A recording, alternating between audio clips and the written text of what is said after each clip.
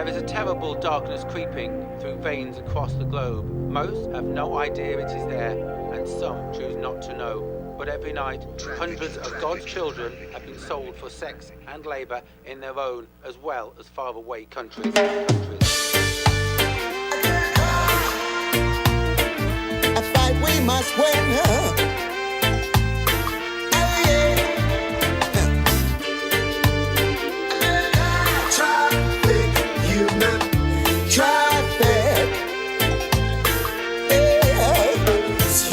Trafficking, that in our is a sin. To be captured and bound against your own free will because of the skin that you're in. Human trafficking, isn't that not so real? Could be you or me who's life to steal. Do you really know how it feels? So forced to prostitution, women in slavery, taking advantage of children, men robbed of their dignity. Stop this illegal activity. People chained up in captivity. This is a case of urgency. This crime against humanity. Trafficking, don't you know it's a sin? Captured and bound against your own free will because of the skin that you're in. Human trafficking, a nightmare surreal. Could be you or me who's like the steel. Do you really know how it feels? Yeah.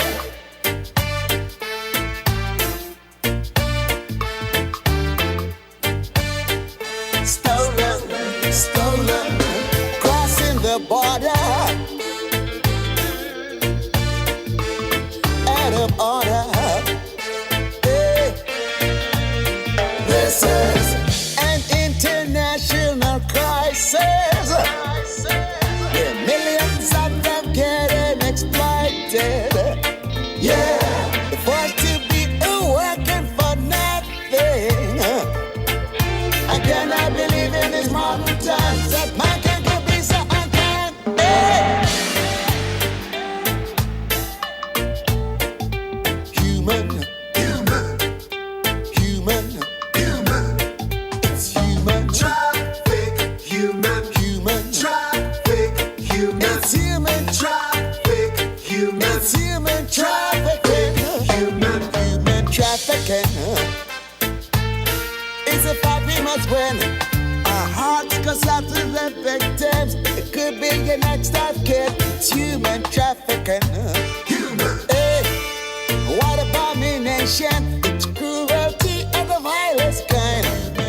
Everyone creation trafficking. It's human trafficking. So let this war begin. Stop this trafficking. This fight we must win. Never give in. I can't ever sin. To think of your sin. A fight we must win. Never give in. To think of your sin. I can't ever sin. No kidnapping. Trafficking. It's like a tender. Smash it in.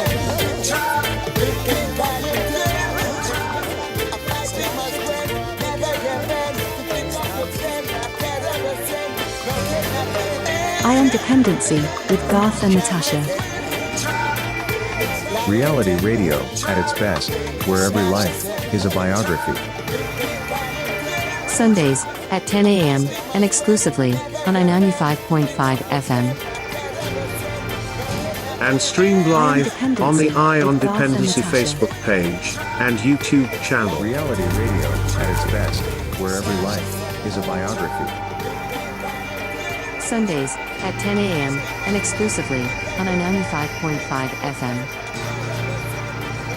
And streamed live on the Ion Dependency Facebook page and YouTube channel. Reality radio at its best, where every life is a biography. Sundays at 10 a.m. and exclusively on 95.5 FM. And streamed live.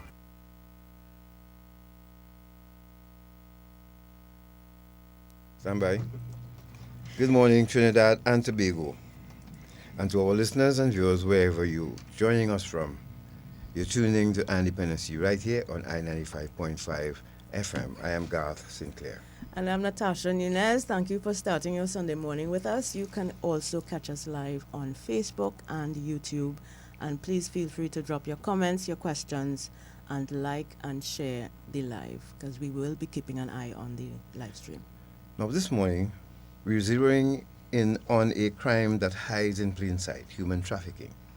This coming Wednesday, July 30, the world marks World Day Against Trafficking in Persons, with a very direct theme. This year, human trafficking is organized crime and the exploitation. And here at home, the challenge is massive. We have been hovering at Tier 2 on the U.S. State Department's Trafficking in Persons report, and the goal now is clear, to get to Tier 1. But that means real work, real commitment, and real systems that protect the most vulnerable. So today, we're asking, what has already been done, what's still missing, and how close are we to hitting that Tier 1 mark? To help us answer these questions, we are joined in studio by some of the people leading the charge. We are speaking with the Minister of Homeland Security, the Honorable Roger Alexander, as well as the Director and Deputy of the Counter-Trafficking Unit, Mr. Alan Meiguel, and Ms. Dane-Marie Marshall. It's going to be a packed and important conversation, so stay with us. And before we take a break, though, we just want to hear the voices this morning. Good morning, Minister. Good morning, good morning. Good morning to you and your viewers and your listeners in and around Trinidad and Tobago. Director. Yeah, morning Trinidad and Tobago. We're here again. You know, we always have these lively discussions. So we're looking forward to a packed 2 hours. Yes. And Deputy Director of the Good morning, Trinidad and Tobago. Good morning to the wider scope of the world. Yes. Good morning. Thank you all for joining us. And also, today is the 27th of July, 1990. Yes. And Well, 2005. 25. Today is 25. Yes, the anniversary of 1990. Yes. And because, pardon my excitement, and some of you may have missed it, but we have 3 former police officers in studio with us here. Mm-hmm. Indeed. When we did the series on 1990, you heard from the Trinidad and Tobago Defense Force and the personnel who helped quell that situation, but we always missed, and the police service took care of that by having Code 727 released. But on July 27, 1990, Alan Meiguel found himself inside the Red House, caught in the chaos of the Jamaat al-Muslimin's attempted coup as a young constable. He was taken hostage along with government ministers, including the Prime Minister A.N.R. Robinson. Now, this article is an Express, and it says, Alan Meiguel from Red House hostage to anti-trafficking crusader. If there is never a person well placed in what he's doing, is this gentleman here in the studio with us. Meiguel recounts, I was hiding out in a sort of closet, and this guy came in and he said, if anybody in here, you're going to die now. I'm going to spray down this room. I tell him, okay, I'm coming out. Quiet disposition. But when I came out, As the man. he's taken aback, as I am a tall figure dressed in police uniform with a cap and everything. I said, well, let's go. And he grabs me and marches me through the chambers. But he trips over the strip that holds down the carpet, and the gun went off. Oh, wow. The shot misses me only because he pushes me forward when he stumbles. All the insurgents inside the chamber of the Red House turned their guns towards me because they heard a shot, and they saw me in full uniform. Bilal Abdullah, as the one in charge down there, comes over and watches me. He said, what are you doing here? I said, I am a young man serving my country. I am a foot soldier, he said. I don't want to hear nothing about that. Richardson paying you to come and kill us? I said, but I am a foot soldier. I'm a constable. I made a mistake and said, listen, friend. He said, friend? I'm not a friend. Not a friend at all. He then walked away and turned his back and watched me. He said, take his uniform, let him go. They thought I was a threat. It is now 35 years later, and Meiguel's career, starting as constable, has come a long way. Meiguel, director of the Trinidad and Tobago's Counter-Trafficking Unit, CTU, has a law enforcement career spanning multiple disciplines. From narcotics to policy, Meiguel now finds himself at the helm of one of the country's most strategically sensitive units. For him, this mission is not just a job. It is a personal history and profoundly moral.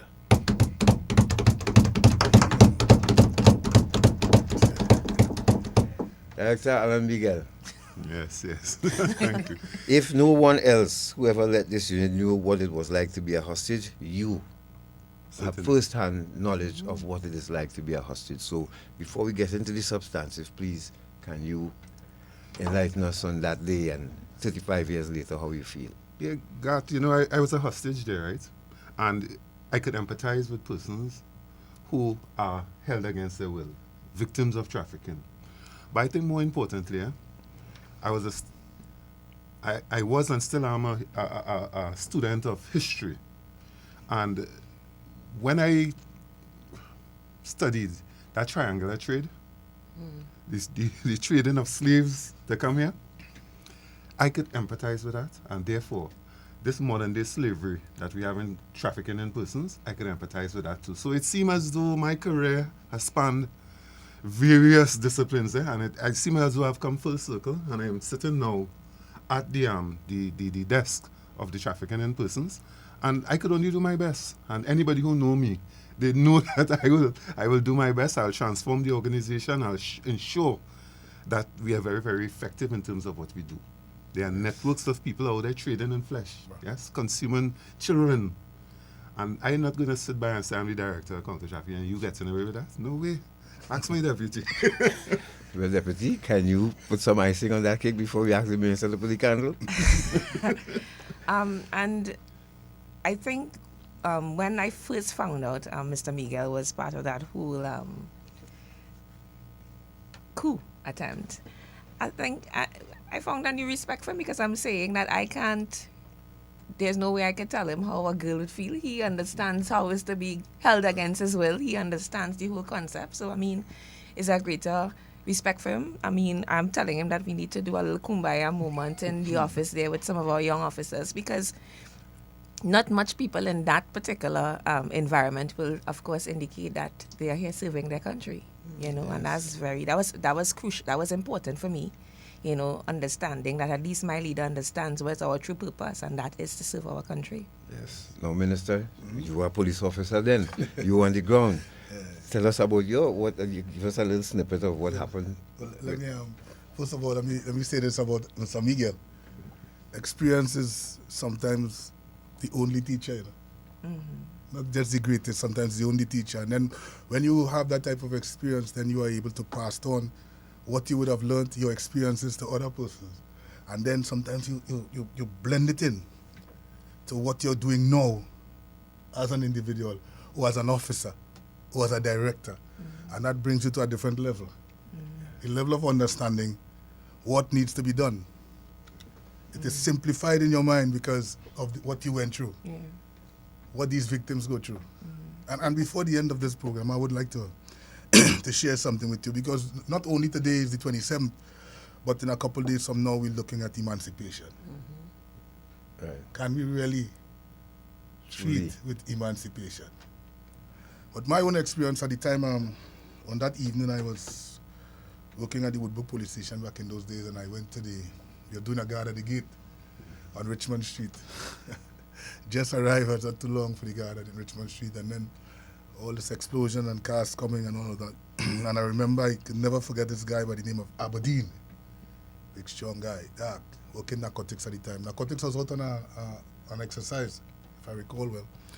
And he was upstairs, and when it happened, we communicated, and we took all the equipment across the road by the new school, just by the gas station. Philip Street, is it? Yes. Somewhere on that side, there's a Yes. school. and we took everything inside there. We tried to lock up all the doors, and we load up everything, and we say, listen, it's wrong for wrong, pong for pong if you're coming. You understand what I'm saying? So we were prepared to defend ourselves because we did not know exactly what was happening at the time. There was not, all the information wasn't coming out.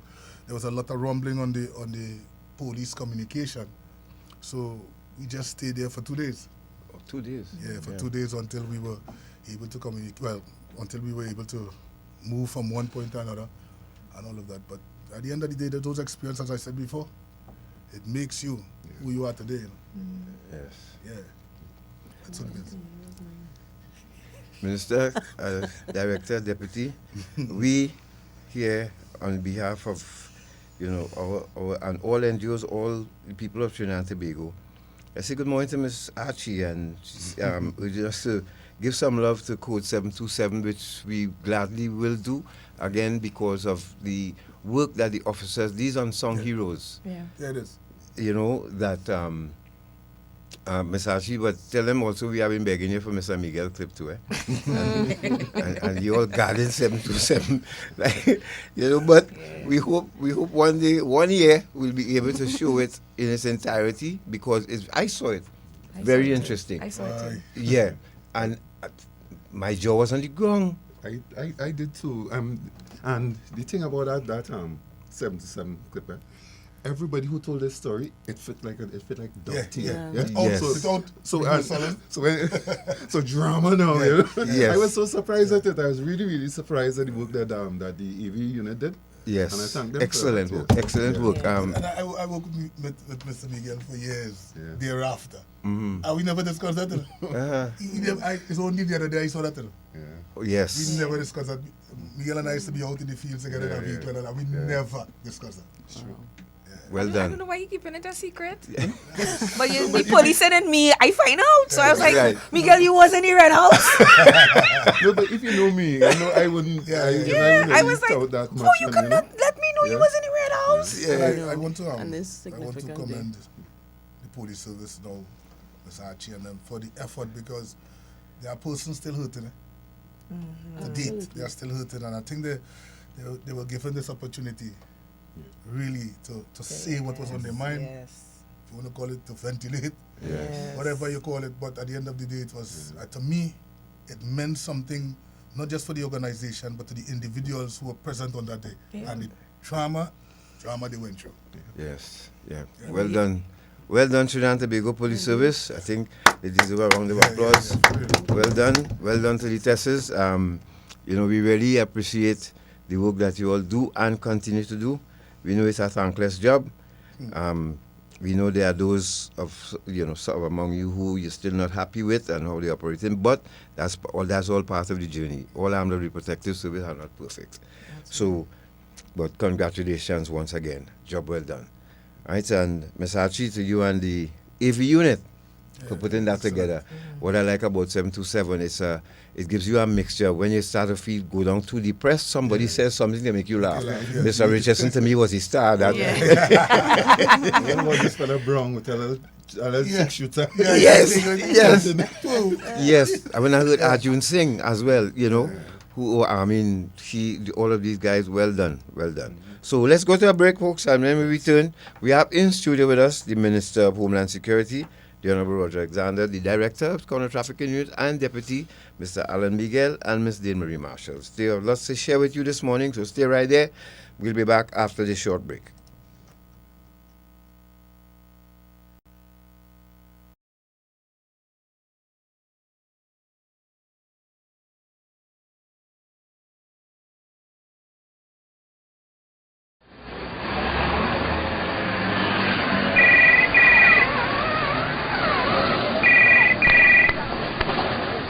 Hello?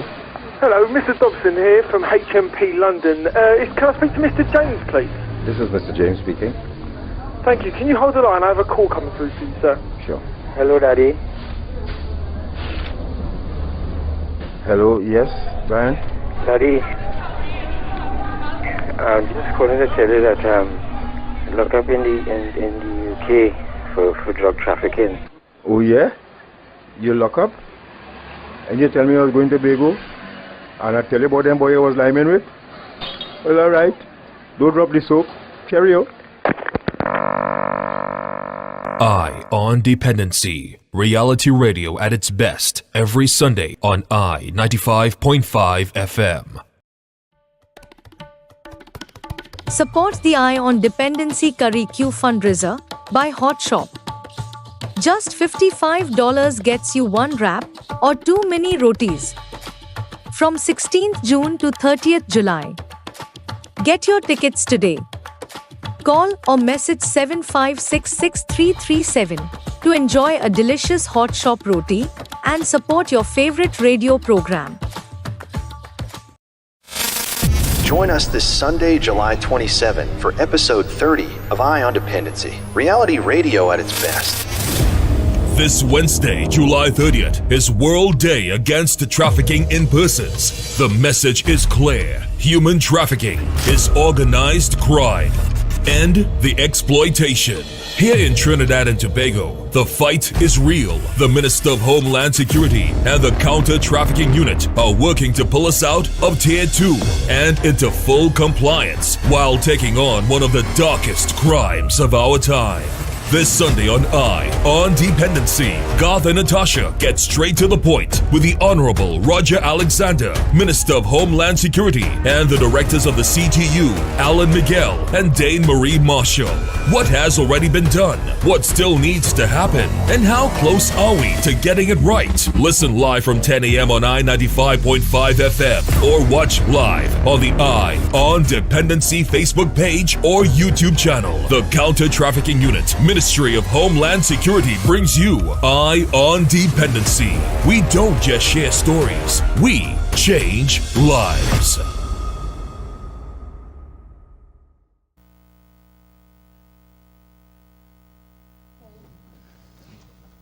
Thank you for staying with us. This is Eye on Dependency, and if you joined us from the beginning, you would have heard that back and forth marking the anniversary of the attempted coup in Trinidad and Tobago and the role that at least two of the persons in studio today played in in that event. I mean, Garth and I would have our own stories, but we want to get to the substantive reason why we're here today, and it is to talk about human trafficking and the response of the government of Trinidad and Tobago to this serious crime.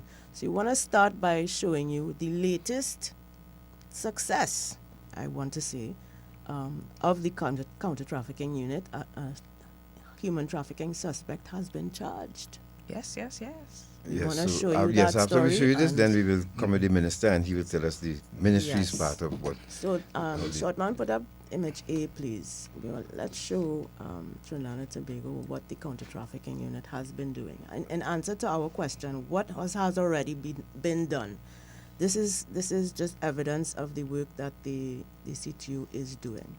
So. And they do it very quietly. Yes. Authorized officers, we don't know who they are. And, they're very, very, very efficient at what they do. And we are really happy to share this first image with you and this first report. Natasha, you could share it in the meantime before it comes up on the big screen.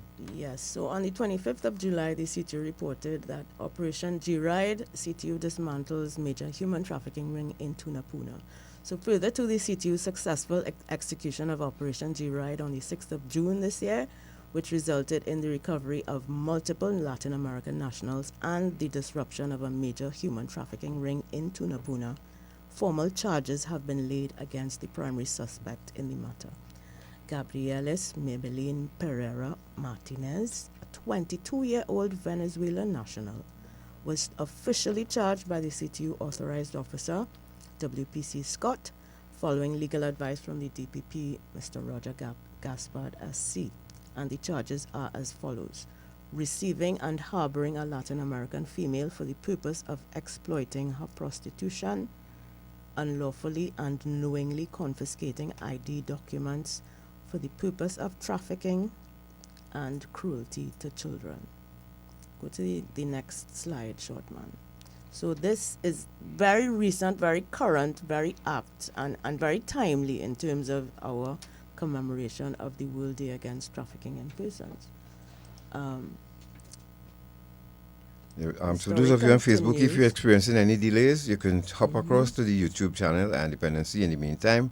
But right, here we go. Right. Right, go ahead, Natasha. I'm still not seeing it, sorry. Maybe I need to refresh my browser. But I'm not seeing the second slide. Nevertheless, let me go back to the... So before... The matter was heard before Master Rihanna Hossain, who ordered no bail be granted to the accused. The case has been adjourned to the 15th of November 2025, when it will return to court for further proceedings. The CTU continues to work closely with partner agencies to ensure victims receive the necessary protection and support, while perpetrators are brought to justice in accordance with the Trafficking in Persons Act, Chapter 1210. Remember to report any suspected cases of human trafficking. Call the CTU hotline at 800-4CTU, 800-422-4288, and all reports are to be handled with strictest of confidentiality. I hope you heard that last part, folks, because someone called here one time said they called the police with this matter, and yes, you have the counter trafficking unit. This is the unit to call, all right? Because they have that hotline readily available. Please make use of it and help the counter trafficking unit achieve what Homeland Security and all of us would like to see happen for Trinidad and Tobago. Let's go to the next quickly. That's it. Yeah. Okay. It was just so congratulations, counter trafficking unit, for Indeed. once again Indeed. the great work that you all have been doing, and this is an ongoing battle. And Minister, the Ministry of Homeland Security, how do you feel about this, and what is the ministry's continued role in trying to get us alongside with the trafficking unit at Tier 1? Well, I could only describe the efforts of the counter trafficking unit as excellent in their delivery.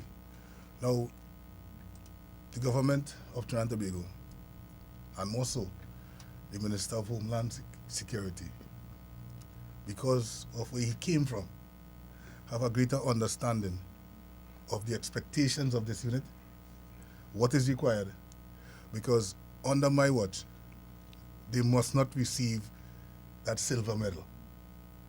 They must go to Tier 1 to stand up to the top, because that's who we are. And I must do everything in my power to get this done. We must represent that counter-trafficking situation in Trinidad and Tobago, because we have come from the bowels of slavery. So if that doesn't affect us as a nation, what will? So we must take this more serious than ever. Mr. Meiguel and his team must understand to their responsibility. The nation must understand their responsibility.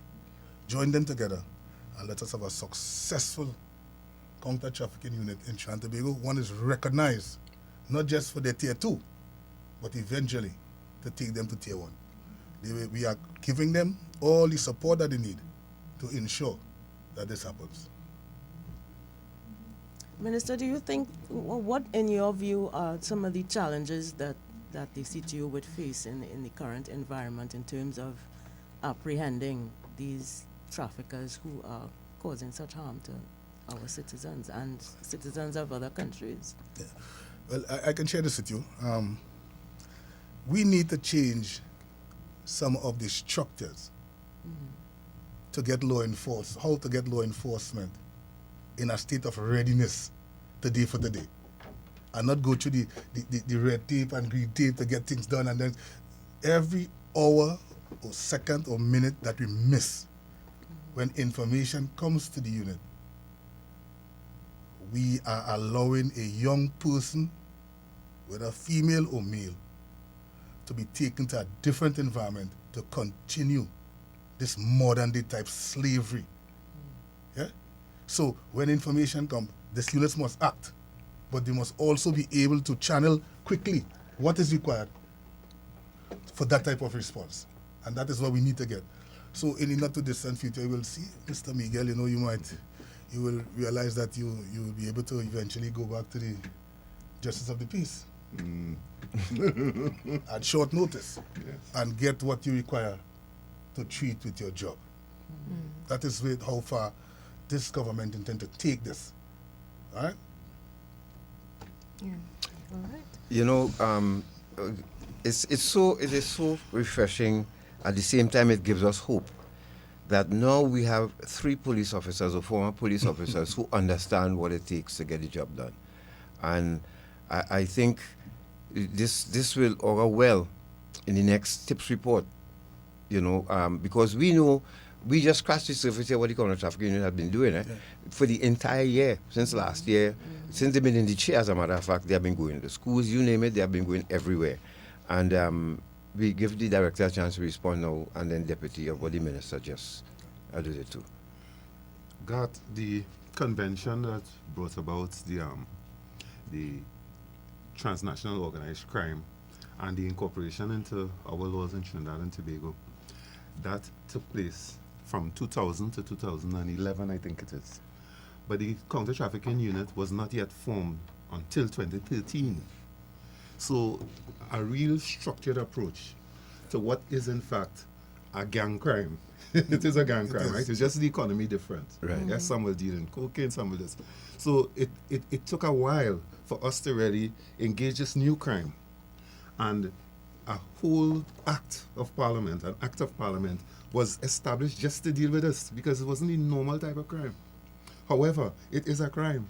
And the Trinidad and Tobago Police Service, they have primacy over crime in Trinidad and Tobago. So the point I'm getting at is this. The counter-trafficking unit alone can't do it.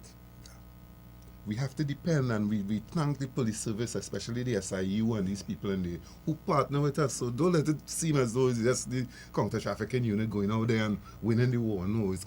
And what I have found also is that the police service have a box of tools. Yes? And if it is, you are directing a response to something like, and you see all this, but it excites me. Right. It's cybercrime. This one, I call it what cybercrime, FIU, everybody come together. Yeah? Let us see how best to impact that whole trafficking in persons, disrupt and dismantle. Yes? Because if it is that we find your money, we taking it. If it is your building, we taking your building. You know, if you have a licensed business, we looking at your license. Yeah. So we looking at it holistically and using the various tools from the box to ensure that in Trinidad and Tobago, it have no quota. They won't give any quota to persons who engage in trafficking in persons. And also on the other side of the coin is the emphasis on protection and care of victims of trafficking. So you can speak to that. Deputy is best placed to yes. Yeah. Because while we have to apprehend the perpetrators, of course, we have to make sure that the victims are restored to some sense of self. You took the words right out my mouth, Natasha, because I think very early in my appointment I indicated that I would be focused on 2 things: proceeds of crime and victim care, right? Having worked at the counter-trafficking unit and being a police officer operating in the realm of policing, we really seldom focus on victim care the way it is supposed to be focused in a trafficking in person situation. The law in itself, as Director indicated, the Trafficking in Persons Act has a particular section that speaks to victim protection and care. So we are bounded by that act to really perform the duties of food and shelter. And as the Honourable Minister is speaking about the bureaucracies that come entwined with that, we hope in the near future we are given some autonomy in terms of how can we immediately treat with food and clothing for persons. Because trust me, when we raid a location and they negligee, we had to find clothes for them to wear. Quite recently, we had a food drive, donations came, and I want to thank all the people from the Ministry of Homeland Security that came out and gave of their best. We got some clothing and whatnot, so we're trying to build a clothing bank somewhat, so that we would be able to facilitate these things. And then we have sizes, there's different sizes, pastoral age groups, you know. So, victim mostly for female. Well, yeah, female and male. And male, right. But, right? Yeah. But victim care and protection is something that I hold very dear to me. The psychosocial support, and again, we tapped into the Trinidad and Tobago Police Service Victim and Witness Support Unit, and I want to say good morning to Miss Corby this morning and her team. And we have our very own attached to our unit. We also, through our NGO partnerships with La Casita, Adriana, and they come in and do sessions with the girls in their very own language. So we are very much poised and focused in relation to victim care for our victims of trafficking. Minister? May I add? Sure. And you just segueing from that victim care. Victim care requires forecasting the fact that victims are going to fall into your life. That's right. Yeah.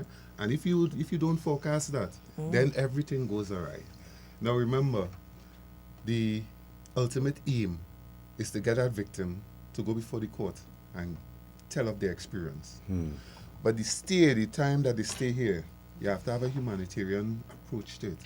You can't do like somebody said, rather coarsely, send them Venice and them back home. Our official said that, I wouldn't say who. But that's the wrong attitude. Yeah? That's the wrong. If you need to punish this crime, you need to make sure that your victims and they are well, they are whole enough to go and give that evidence and perhaps re-traumatize themselves while giving that evidence. Yes. So it is a very complex issue, taking care of people with a view to prosecuting others. What I would like to see too, I would like to see eventually the mainstream and social media playing a more responsible role in their advertisement with respect to persons.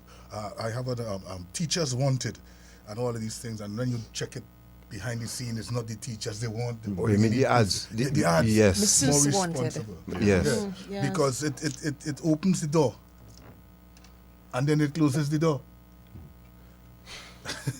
You understand? So I would like to see them play a more responsible role.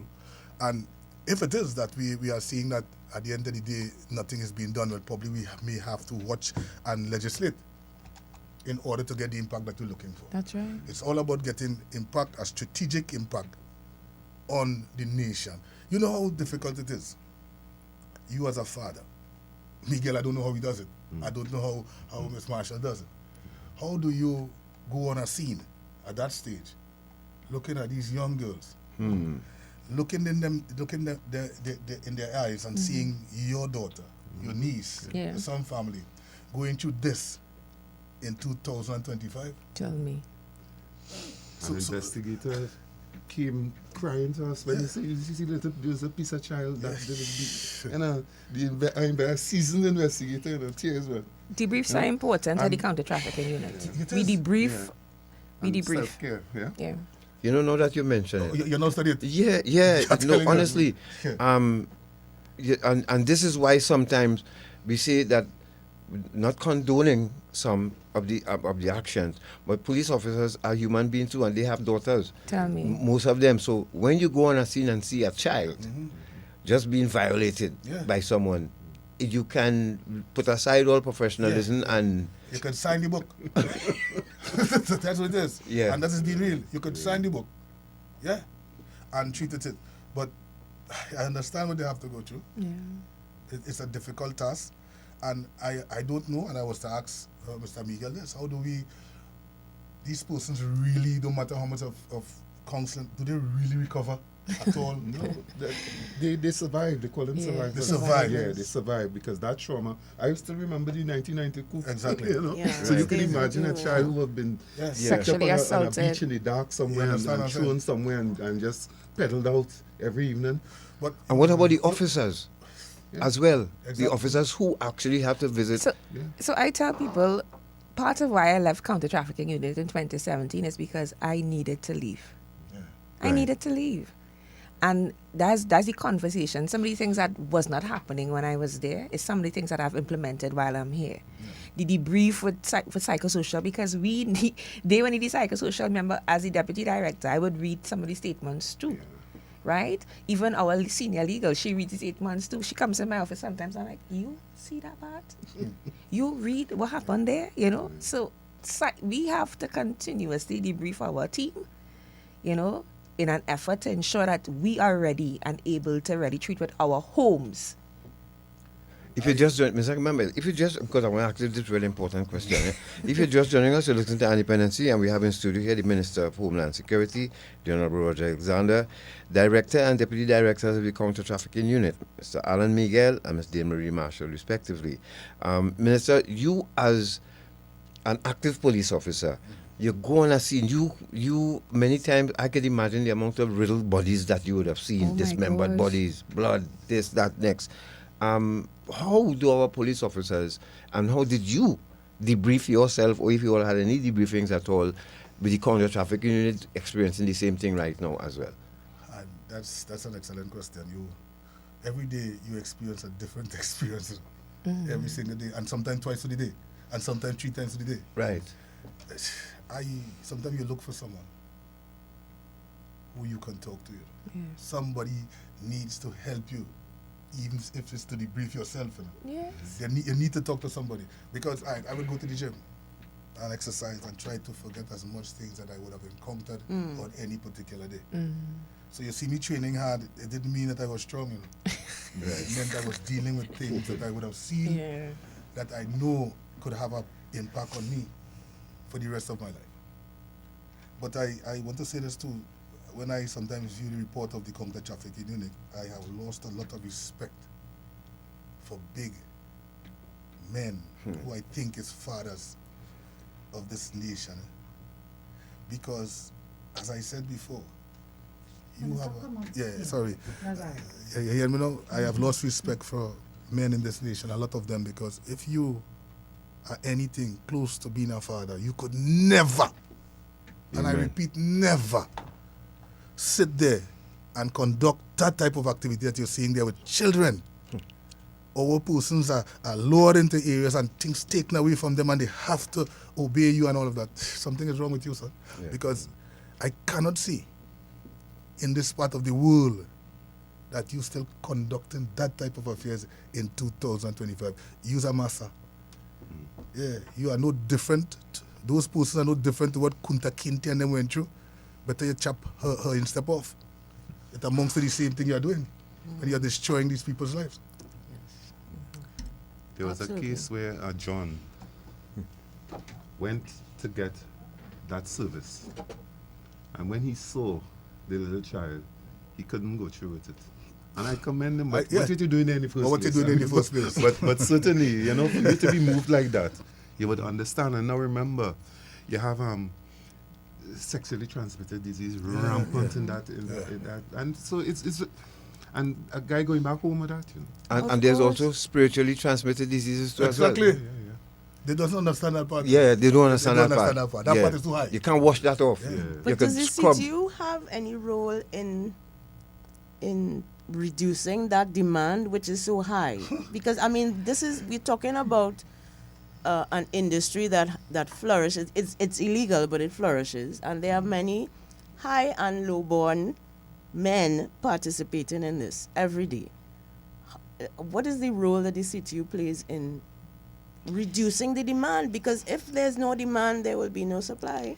Natasha, we have adopted, and if you follow our social media, we did a campaign very recently calling out for men, calling out for the ones that take to the supply, and say to you, if you just stop, we would be able to, control this effort. And it's only via public awareness.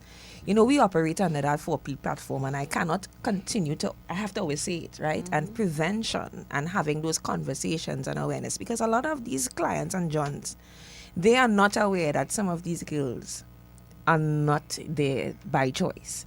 I mean, I had to have a conversation in an environment and say, if there's a child, they can't consent. So you're starting from a zero. That's right. So there's no consent there. So what you're trying to explain to me about they want the money now, and we will say it as directorates of the counter trafficking unit, there is a vulnerability that we cannot deny. We have parents sending their children to prostitute here in Trinidad and Tobago. No, man. We're not asking you, we are telling you. This is evidence, this is statement, this is the truth, where they're saying that parents, There's battles even at the point where a child is rescued and the children's court now has to make a decision whether or not they should repatriate this child to a home that the child might be sent back to our country to be a prostitute again. So the public awareness is not just for it's for everybody, you know. But then there's this vulnerability that we are fighting, Natasha. Minister, just one touch here. I want to take it to a place. I will try to keep it as clean as possible.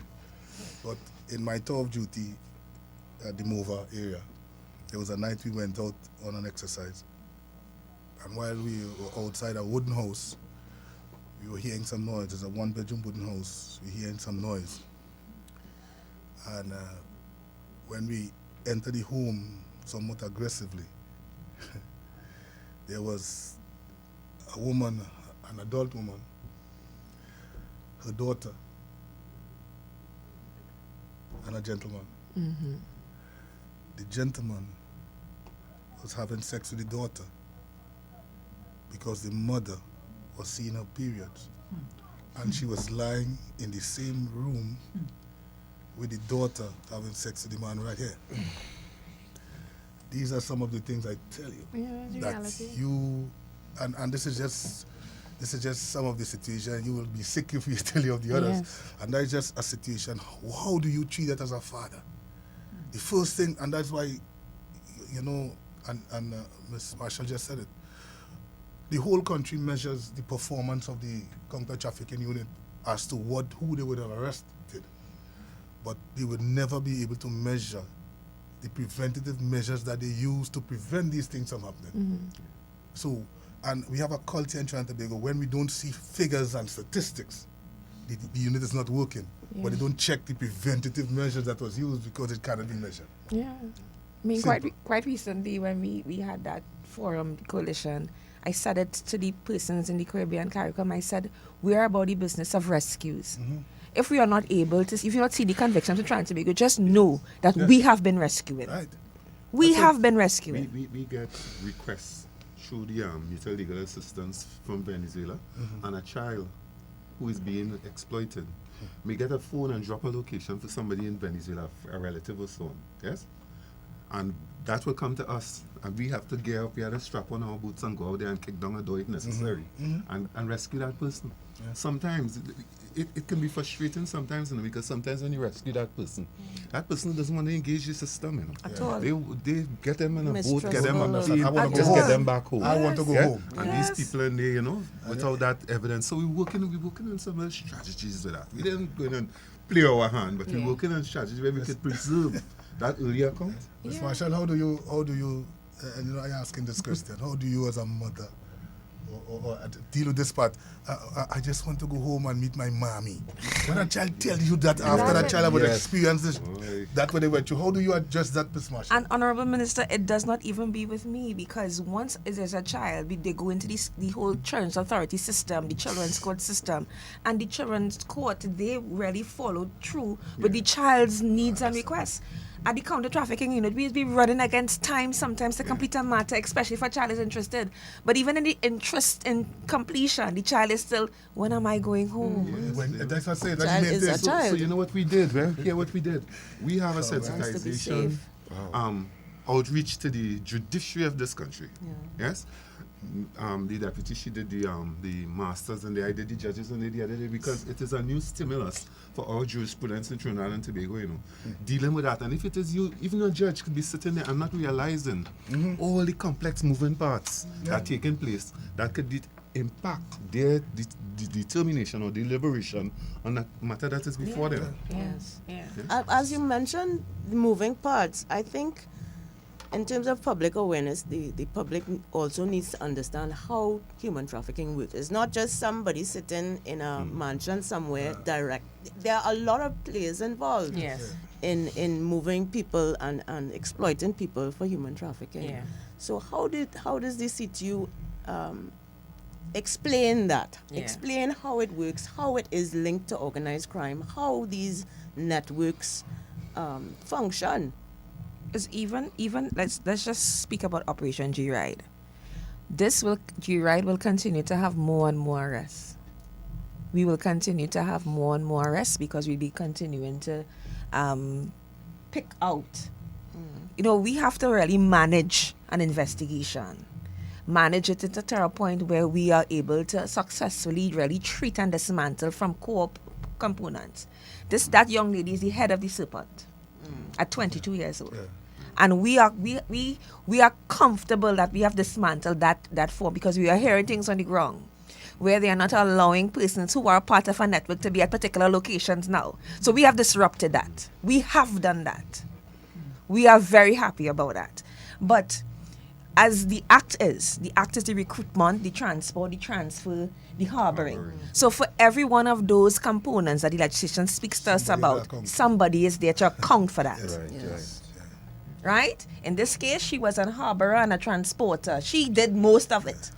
Right? But I'm saying we still have to look at all the other components surrounding that Operation G, right? Let me be the devil's advocate here.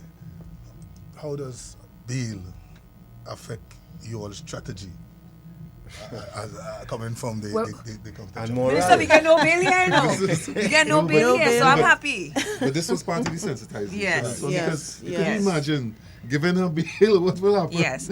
You know, I remember sometimes somebody told me a story about a foreign national that was caught before the court and he got bail and he ran from the court straight down to the port. One time. Ran, you know. Talking about high lift.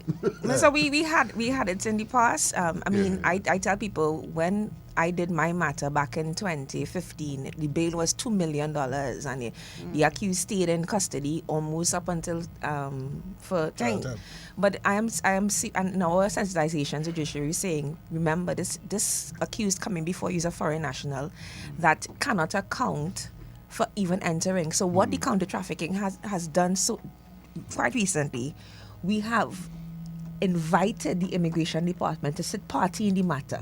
To be at least tell the master there is no border crossing for this person. Because we would not be able in the authority to say so, but the immigration could do that. So when that happens, that's it. So that's what happened here. So, you know, they were able to say, listen, XYZ with this accused, so here what now? No bail. You know, Minister, sorry, go ahead, Director. No, on the other side of it, of course, because we are doing the sensitization, the DPP, the Director of Public Prosecution, he has persons identified to deal with trafficking matters. He himself does it. Then we have the court, they have certain masters and so on that specialize in doing it. And so the point is this, we want to get the matters through the court as quickly as possible, on a fast track, because of the fact that we have to babysit while the matters and they come before the court. That's right, yes. Every agency in Trinidad and Tobago now is looking forward to, every agency in Trinidad and Tobago is looking forward to swift justice for their efforts, you know. Right. And you see, it will assist with respect to persons coming back out to the nation streets and doing the same thing over and over. It will get rid of the revolving door that exists among the criminals. There's a series of things that we need to do. Now, some things, because of national security, you hold. And I believe, you know, sometimes we out here giving out strategies. Well, we're going to jump the wall and that. No. Sometimes I don't believe in that. You see the efforts of a man's work, and you judge it. But when I tell you we're going to do this and we're going to do that, the only thing I said, I want to give them enough resources, the counter trafficking unit, because they have to, once I'm here, move to tier 1. Right. And the only how they can get that done is that you make sure and supply them with all that is necessary so they could do their job effectively. And you're talking about not giving away a position at the same time. And you do have to give away a position at the same time. Right. No. You know? To follow up on what you said, we have the team. Yes, we have the team. We have a team of dedicated people. I know sometimes I'm impressed by how they're willing to go way beyond the call. So we have that aspect of it. Right. I talk about having the toolbox dispersed through the police service, and we have the directions. Right, we add a little case management system and that, and we good to go. Yes. I'll speak to you about some shelter stock that we need to have a discussion about. So we're recording this. Yes.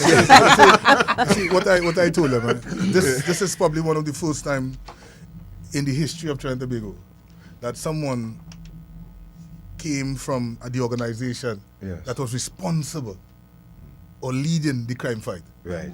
So I have a different understanding. Right. So when persons, the counter trafficking unit come and say they want this, I will understand it at a different level because of where I came from. Right. So, you want to give each team enough. And you know what is strange thing too? We have a commissioner of police. No. Yes. The only one for the longest while that was not selected from a political finger. You see? Yeah. He was first on the list and now he's the commissioner of police. That speaks volume. Should we have gone down and look for? I want Meiguel. Where is he? Number 7. We didn't do that. You see? So he's doing his thing.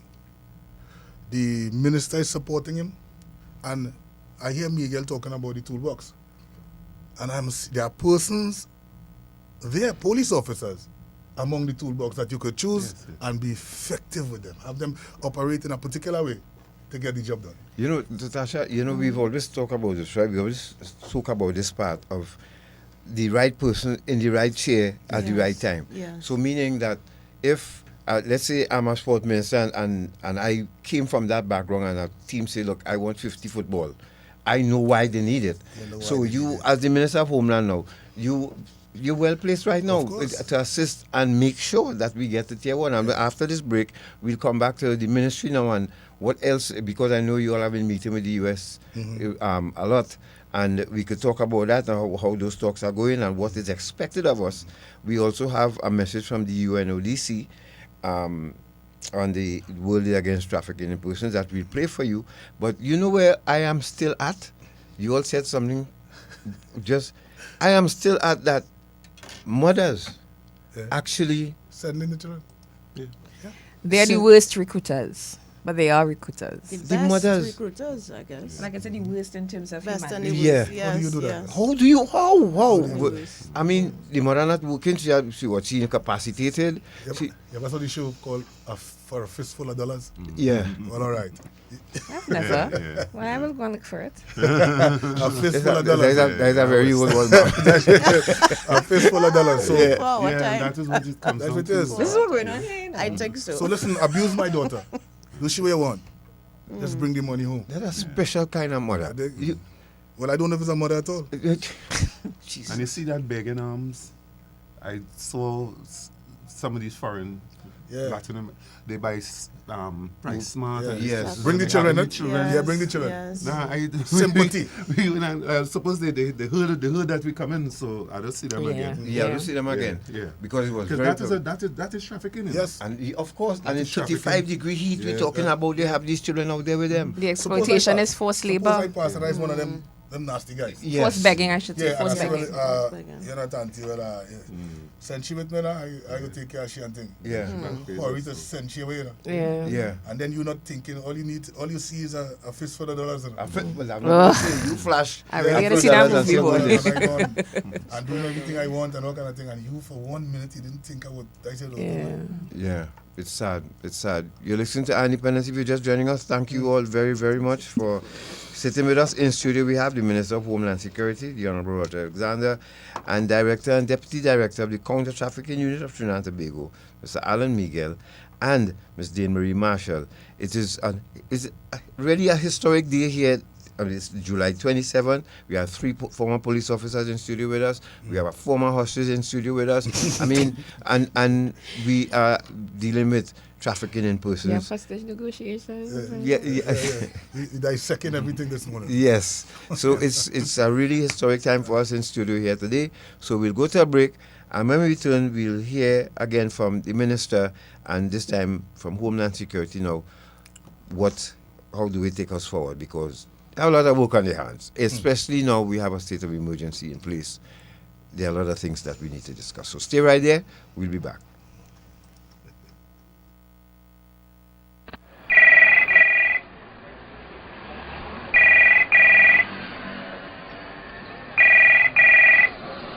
Hello. Hi, this is Patricia Kent from HMP London. Can I speak to Miss Sheila, please?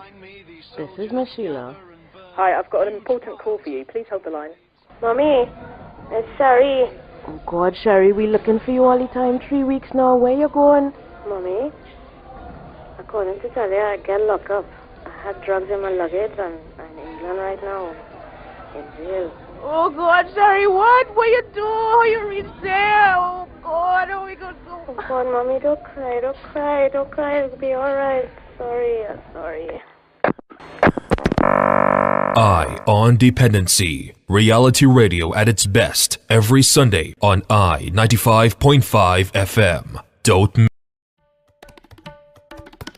Support the Eye on Dependency Curry Q fundraiser by Hot Shop. Just $55 gets you 1 wrap or 2 mini rotis. From 16th June to 30th July. Get your tickets today. Call or message 75663337 to enjoy a delicious Hot Shop roti and support your favorite radio program. Hello, my name is Raquel, a trainee inmate at HMP Drake Hall, Staffordshire, England, and you're listening to Eye on Dependency with Garth and Natasha. Please, people, don't traffic drugs. The money is all that nice. It's not worth it.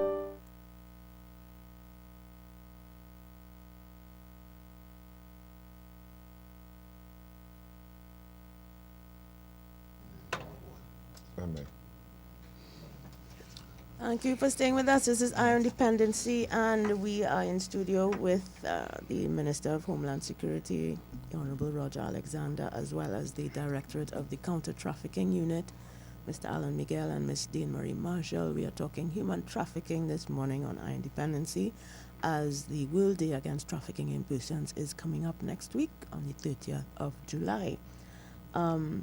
Before we go to that video, Garth, I just wanted to ask the Minister. No, before we do that, we have CJUS on the line. We have okay. An office representative of the Counter Trafficking Unit and CJUS alongside the Interclub. So as you can see, folks, while we do prevention here, prevention is going on outside as well, and the CTU is right on spot with the Interclub. And we have on the line Ms. Rabia Khan, who is part of that organization, that NGO. And they're just going to report to us for a couple of minutes on why they're in CJUS this morning and what's the plan, what are they doing. Rabia, good morning. Oh, you can take it off. Good morning. Can you hear me? Yeah. Yes, we're hearing you. Go ahead. Okay, great. Before I just explain why we are here, we have our counselor for CJUS and Mr. Shankar Tilak Singh. So I'm asking him to just say a few words. Okay? All right, Councillor, go ahead. Hello, good morning. I'm happy that Ms. Khan and her team is down here in terms of sensitizing the community to the extent the country in terms of human trafficking and other issues that we are dealing with in the CJUS district. As you know, we are very close to the Venezuelan border, which is our community is the first line in terms of the illegal migrants coming in. And I'm happy to know that the Ministry of National Security, Homeland Security, so Ms. Khan and her team is with us to assist in some of the problems that we face today in the CJUS community. So again, thank you, and I always ready to assist in whatever way we can assist both your committee and the national security in terms of human trafficking. All right, Councillor, thank you very much. And for those of you who are listening, especially the youngsters, we have a Ministry of Homeland Security, right? So just keep that in mind. I know it'll take some getting used to, but that's so. Rabia, who else can be? So tell us, what are you all doing in CJUS? What's the activity? Okay, we would like to recognize the Honorable Roger Alexander, Minister of Homeland Security, Mr. Alan Meiguel, Director of Counter Trafficking Unit, Ms. Dane-Marie Marshall, Deputy Director of the CTU, Garth and Natasha of Eye on Dependency, and all those listeners joining in today. Firstly, I will briefly explain what and why for this outreach. The Optimus International Esperance is here to unveil a public awareness initiative.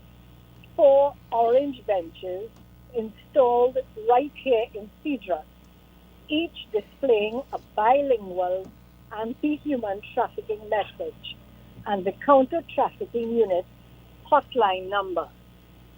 The Orange Benches are part of Unite's Orange the World campaign, a global call to end violence against women and girls, and placing them in Cedras, a known port of entry, makes this initiative even more significant. This is a space where awareness is urgently needed. We want these benches to do more than stand out. We want them to spark conversation, to prompt reflection, and let both residents and newcomers know that this community is watching and it cares.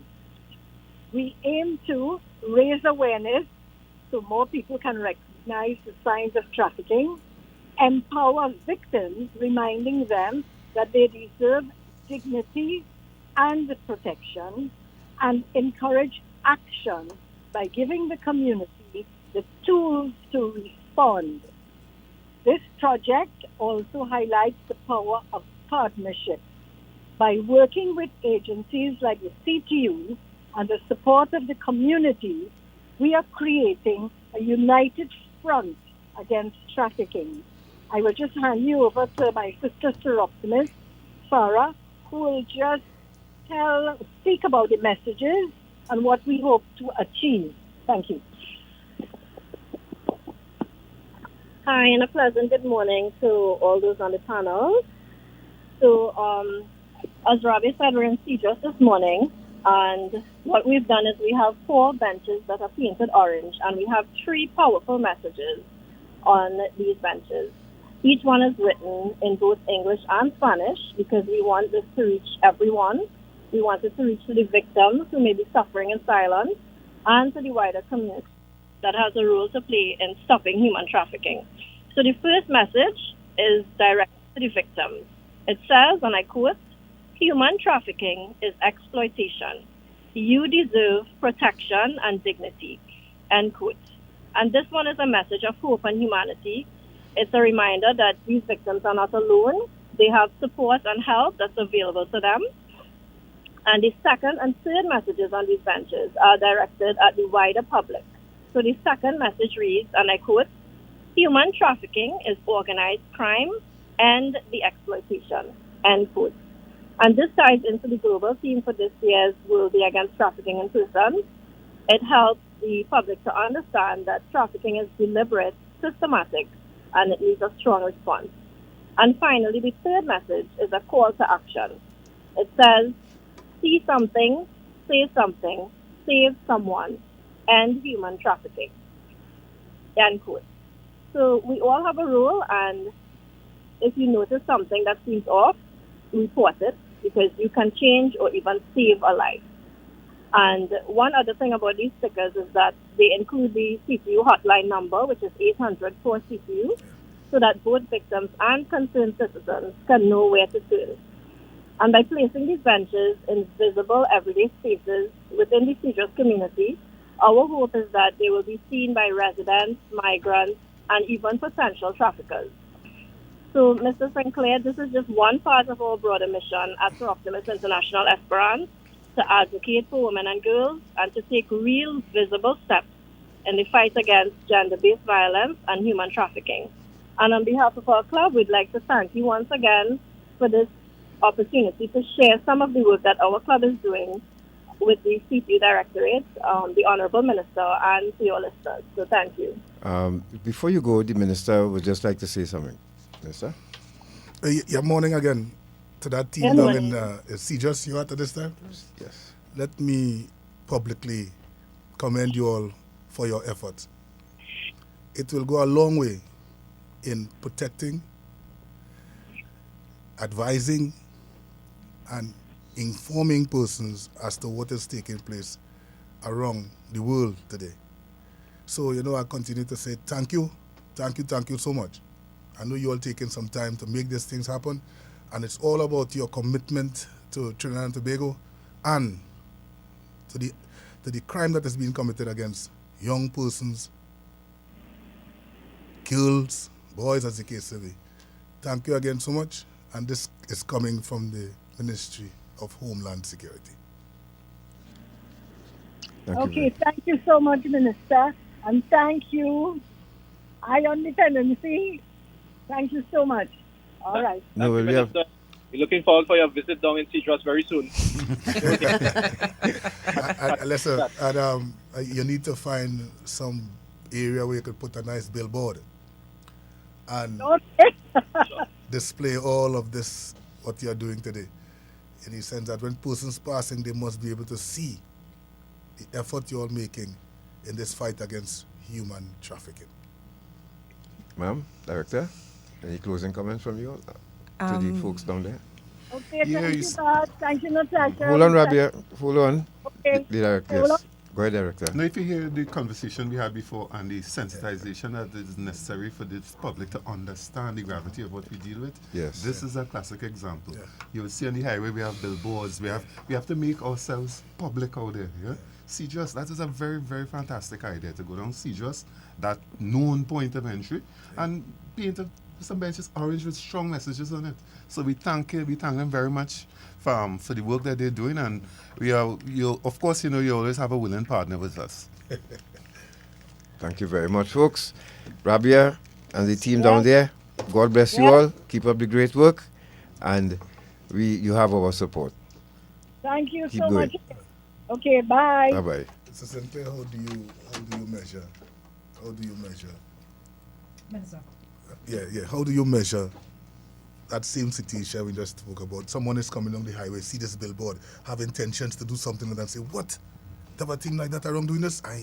Now. How do you measure that? Yeah.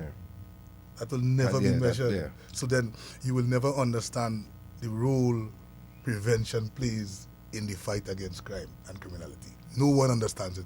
They want statistics to see. Mm-hmm. Yeah? Somebody will say, listen, 40 persons were shot and killed. They will never see the last 100 where law enforcement would have prevented that from happening to them. Is it? You can go to the... Oh, sorry, Director. Go ahead. You see, and you're so right, Minister, because I'll tell you this. A lot of our assessment is done by the United States Department of State, and they just want to see figures. Statistics. If it is we show less figures, then we're not working hard enough, or is it that we're working hard under the other platforms, like prevention, and we reducing demand? Would they measure that? So this is why every year we have to painstakingly write that report, that answer that questionnaire, to let them know that, and we have the capacity to move to tier 1, because we came out of the watch list, which we spent a while back, came to tier 2, and now we remain at tier 2. So tier 1, in fact, I will sit down with them and ask them what is it required to do and tier get there. 1. And a lot of it is the major part of it is government spending. They measure what the government is inputting into this fight. Right. Yeah. That is a specific question. In the questionnaire. You see, and let me just share this. It is difficult when I am employed now at this radio station. They tell me I have a program at 10 on a Sunday, but when I come here, I see no mic, I see no boards, I see nothing at all. So how do I get this program started? Right. But then you ask the person, so what the person was doing here before? Well, they used to come, they never really had no program, and so you see, and this is where we are stuck. Yeah. So sometimes you come into the institution and realize, wait now, what is happening here? So for the longest while, what was happening here? Why was it not so important to treat this or this or this or this? And then you are now, everybody wants the magic to be done in a matter quick time. Yeah, quick time. Yeah. But nobody was asking before what was happening. Mm-hmm. But you know what? No, well, the challenge is there. Together. Accepted. Yeah, together we achieve. I don't ask for a lighter burden, I ask my God for broader shoulders. Right. So they could, people say, I don't listen to noise. I have removed myself from that. I call it bond. I block out noise delivered. You see? So I don't listen to noise. So people can say what they want, when they want, what they want. At the end of the day, I must change this place. How I met it, it must be changed. And my people must live in peace. by any means necessary. And you know, I again, we want to add this because people don't let be lost on you. What we do here on Independency is a part of that prevention as well through the counter trafficking unit and support from the ministry. It is. And so, and all of this would be recorded in the tips report. What have the government and the ministry been doing, you know, and the unit been doing to sensitize the public? And Dependency is one of those tools as well, and we proudly accept that. And going forward with it, we have a lot. We just have to keep educating, because there were some people who called us and told us they kept hearing about the act, the means, and the purpose, and they couldn't put it together at all. It's a few programs going forward, then they realized what the act, the means, and the purpose really is. Right. And it helps, you know, for them to be educated. To prove. Yeah, I'm even. That's the evidential base by which we have trafficking in persons, which makes it separate from a rape or a sexual penetration or assault by beating or false imprisonment or kidnapping. Yes. Those things must be present for us to be able to say wholeheartedly this is a trafficking in persons matter. Right. I want to disturb my colleagues here a bit. What is the youngest person that you all ever encountered that was involved in this type of activity, sexual and otherwise? Since at least in the environment. I think 13. My grandchild, 13, was the youngest we have had as directors. I can't say prior to. You understand? But here, you know, it's a 13 years. Let us say that child came out of a government school, you know, according to what time you're born and all these things that you tell me. So let's say she hit that at 12. 13, so she could either be in Form 1 or barely enter in Form 2. Honorable Minister, in Venezuela, school is not there's no, as optional as we have it here. My idea you to read some of these reports, and I could crawl your blood. And here now, we're talking about children, right? As victims. What about children as pawns? That's what I'm saying. Pawn. So okay, part of the recruitment, tell you could bring your child, we'll have people to take care of it, and so on and so on and so on. And when they rip that child from your arm, and tell you have to go to work, you come and spend 3 hours with the child a day and go back to work. Quite recently, we had I think she's 14 or 15. We got a call from our partners at the Defense Force Coast Guard, where they intercepted a boat coming along the west, so Chagaramas. And on the boat, they had, as we call it, unaccompanied minor, an accompanied minor. So the accompanied minor was with a grandmother who they just say, well, let her go with you all. But of course, she's not familial, so she's unaccompanied. Right. And at the point where this child was then taken into our system, Insurance Authority, of course, counter trafficking, we went to have a discussion with her because there is an offense intent to traffic. But of course, there are things that we need for the offense. And she was oblivious. She said she did fantastic in school, and her mother told her that her aunt had asked her to come for vacation in Trinidad and Tobago. By the second or third day after her assessment at Trent Authority called me and said, X individual came asking for her, but X individual is filed as a trafficker at the counter-trafficking unit. Wow. So she was rescued by our Defense Force personnel and not even knowing it. Just know you all have to debrief your PS and all. Because you ought to sit and talk and discuss with your PS. This is why it's important that we are multi-agency. That's why we have seated in our offices Defense Force personnel. Right. So that message, if not formally but informally, is sent. You know, so wow. The makeup is important. That's no easy job, especially as a parent. It's not an easy job. I could see, I shouldn't say that. I can see people. No, I can see people really losing themselves. Because if you're a responsible parent and you're taking care of your, I will just use the daughter for now, and you're taking care of your children and your daughter, and she's doing well in school, and then boom, she gone missing. And then you, Meiguel, and them call and say, well, boy, come down the road this, and you see that kind of thing. How do you debrief me as an individual? I mean, so what happened in that case is that this child stayed in our system for a significant period because, you know what? We were not trusting of the mother back in Venezuela. Yeah, she sent you back, huh? So, but the Venezuelan authorities kicked in and they did their acting, and we actually recognize that the mother was fooled into that engagement, and this is what I was talking into about. bringing her for vacation, right? But and that would have her child would have been lost here. Yes. But I mean, that's the kind of partnerships and engagement that happens in for every one child that we have in our system here who was a migrant child. You know, it's not just have a child and they stay here. We have to partner with the embassy. Good morning to the ambassador of Venezuela. You know, and we have to partner with them, partner with the children's court, and do the necessary so that we can be able to be sure that when our judges here in the children's court say a child can be repatriated home, that they're not going back into.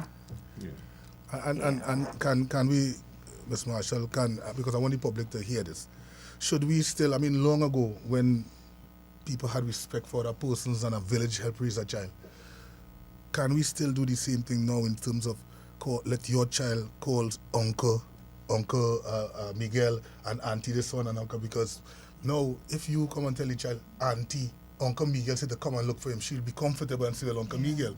Can we still do that? And that's it, because I am... Point.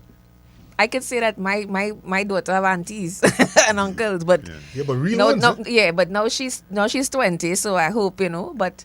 No, you can't. That's what I'm saying. I wonder if you need can't, to move away from because the child is saying her aunt is coming for her, but the person that came is a known trafficker. Aunt and the name that came aunt, for this child at Churns Authority is a known trafficker. The name aunt and uncle is an acceptance, you know. Yeah. Yes. By anybody, That's because it. we grew up and we say, look Uncle Bruno, look Uncle this and look Uncle that one. Yeah. Yes. But it was not really our uncle.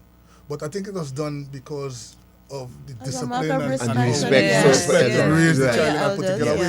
yeah. So now that it has gone through the door, then we need to probably change that concept, you know. Yeah. And call him and her, you know. You see? Yeah. Because I don't think we could still do that. I don't think it's right. No, there are some places that might still be able to do it. But then I remember every time you say uncle, it gives you a sense of, okay, as a child, you know, You're uncle supposed to be come in, uncle protected bringing by toys. this person. Uncle, Yes. So I don't know if we could still continue that. Cultures too, because I mean, like those, they are happy when they meet somebody who is from their province. You understand? So it's all about cultures, because they understand. Because being deputy and be with the victims, sometimes the groceries be different. So I had a set of girls that they did more arepas, and you know, they said they don't even use flour at all. Buying flour makes no sense. They don't know how to bake. So it's all about operating within the province and being familiar. So this familiarity is seen with them, because they're very culture based. You know? Exactly. But in terms of the culture too. the engagements with the victims and survivors, and the knowledge that most of the women and girls who experience violence in the homes, it is from a relative. Yeah. Right?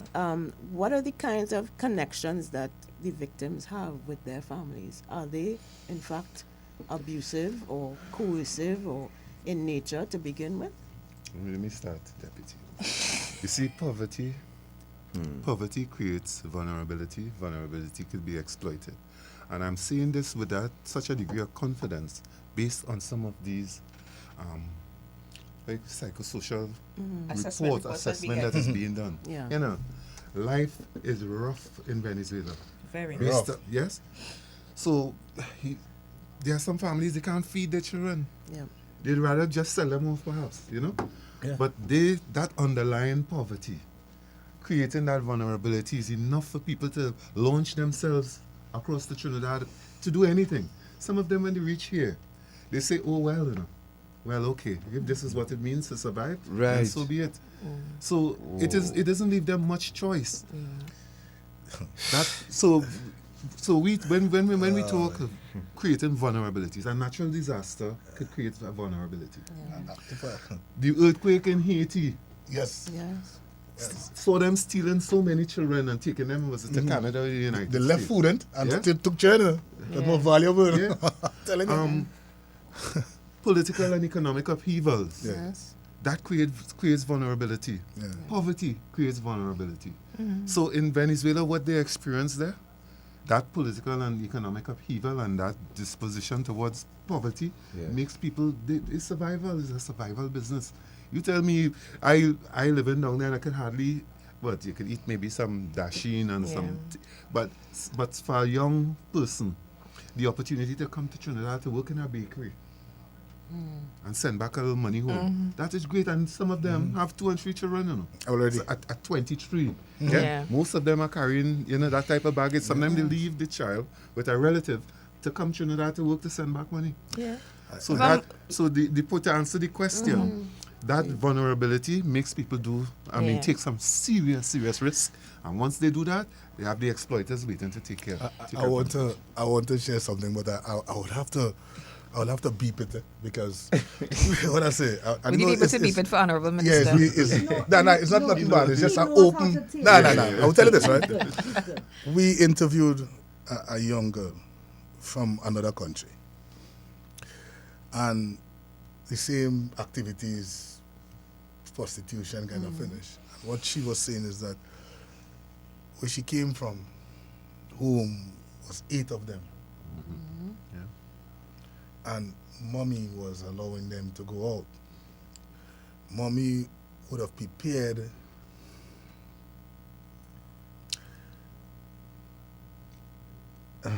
their anus. Right. And when they meet someone, he is believing that he's buying a virgin in that area, not knowing that they were working the other area to get money. You know how that is sung to a father, boy? No, to a mother too, but so they were preparing the child all this time there.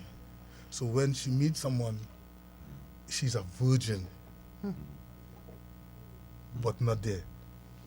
But they need prostitution rule. They have right. Understand? Yeah. That is normal. That's part of the culture there. You understand what I'm telling you? Okay. How does so if you're not familiar with yourself, kill you dead, but you don't know. Yeah. But I wanted to just touch on your GBV issue because recently we had a girl that was referred to us by both the Embassy and Trinidad and Tobago Police Service. But it was indeed a GBV situation. She was 18 and had a baby. So, of course, they were also looking at SVD was looking at sexual penetration of a minor, right? Because 9 months before, you would have been 17, right? One of these things, she came into our care, not CTU more or less, but care of one of our partners, La Casita, and they were trying to treat with her. And she ran from that location, went back to her abuser. And even in us consulting with her, she's like, basically what happened, she's tribal. When she spoke to her father, they told her to go back because remember, this man would have paid for who? Via rice and provisions. Damn. Yeah. So this is the battles that we battle as a unit too, because how do we progress this towards the court? And even in a rescue, Director, if we have 10 rescues, we might have 3 runaways in the rescues. But remember, they being with us is voluntary. We can't hold them captive. Once they're adults, we can't. Hold them. So if they want to stay. Sometimes you go back to the safe location and they're gone. Yep. If you're just joining us, you're listening to Dependency, and we are speaking with the Minister of Homeland Security, the Honorable Roger Alexander, Director of the Counter-Trafficking Unit, Mr. Alan Meiguel, and the Deputy Dane-Marie Marshal.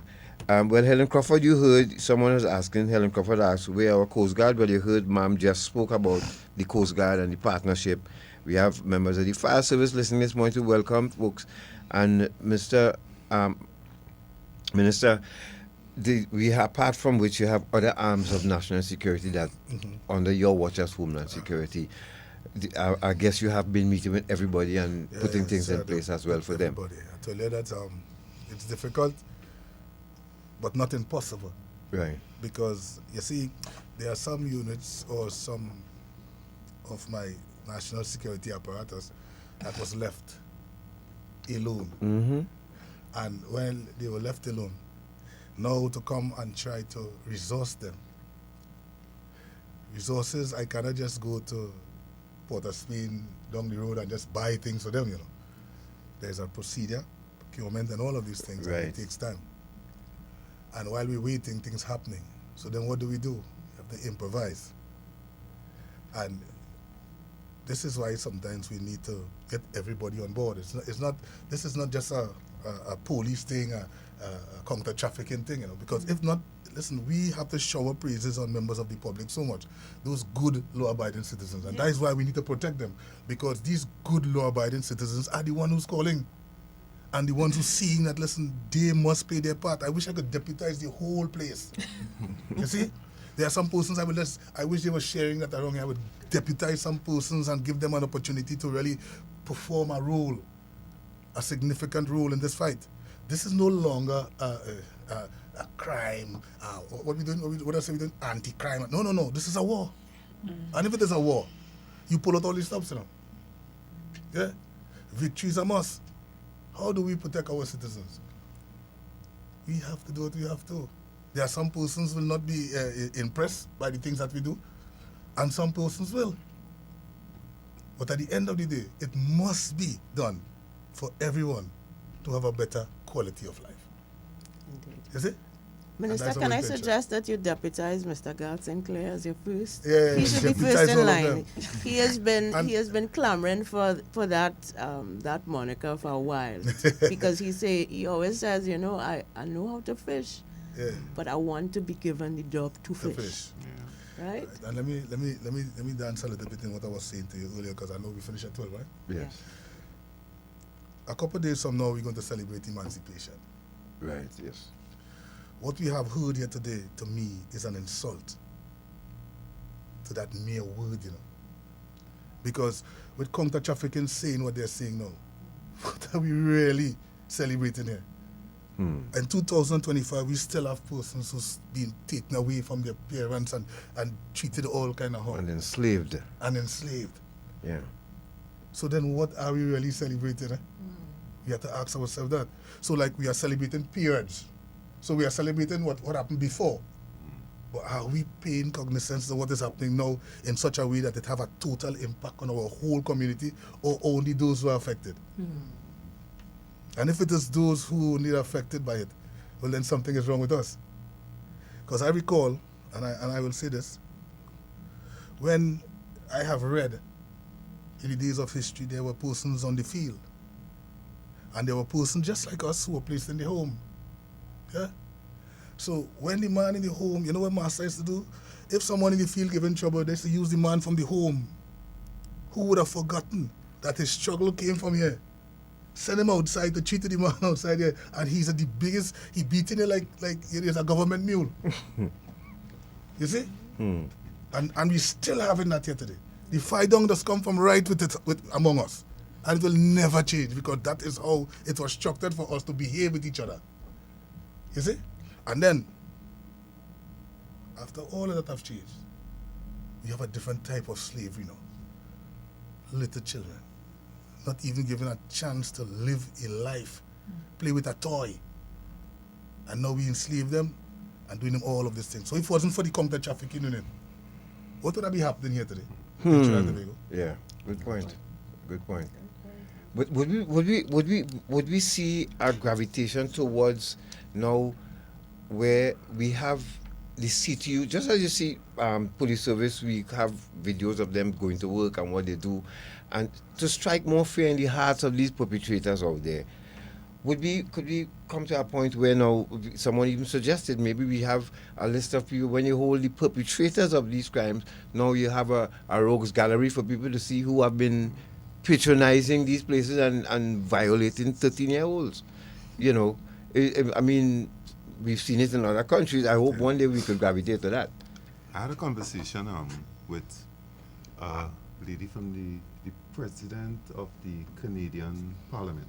Right. She came down here on a visit, and she came to my office just to see how we're doing, because she her plan is to, in the same way they have the sex register for sexual offenders. Right. So too for traffickers in persons. Thank you. So that is so Thank you. she we had a discussion of that, and it makes a lot of sense. So it may come in the form of a proposal from the counter trafficking unit. Right. That we do that.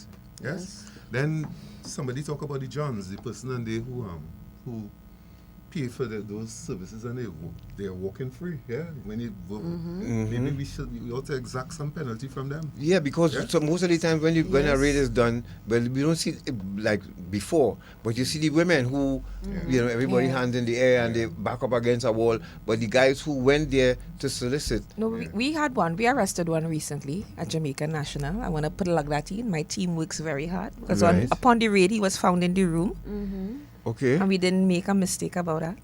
Good. Nice. So he's still in custody as he's a foreign national. Yeah. How do we address where persons?